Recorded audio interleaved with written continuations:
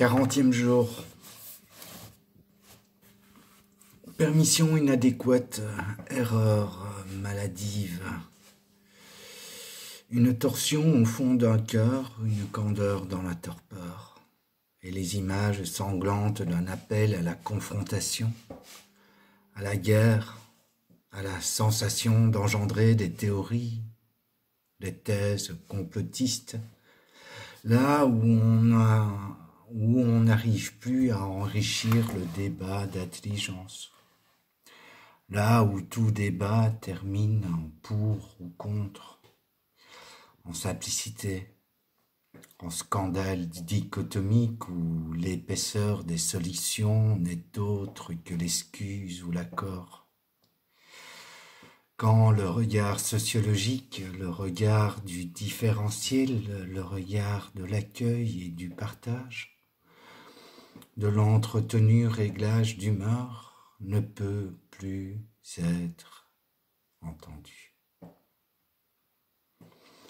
Parfois je fatigue, je tombe malade, je me d'épaissis, blêmis et n'ai plus d'énergie. Je n'arrive plus à manger, à trouver un but. Je me nourris de ma propre malnutrition.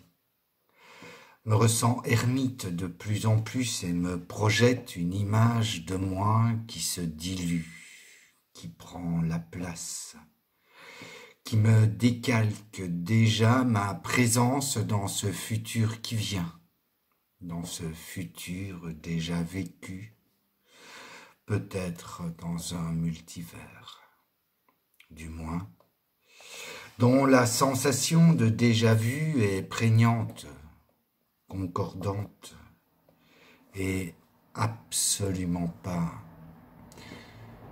surprenante. Je sens juste mon corps se fatiguer, perdre de son flux vital, mais mes pensées sont-elles tournées vers un futur qui m'installe à déjà le contempler dans cet être médité dans lequel je me pose lorsque je suis en fatigue, en rémission de ma roborative expression.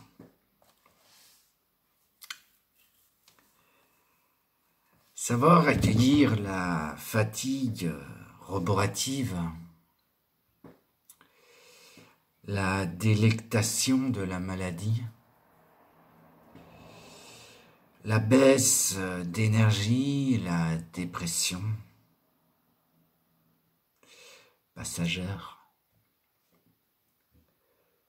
est une méditation contemplative de la sincère dilution qui se permet d'explorer des sensations d'avenir,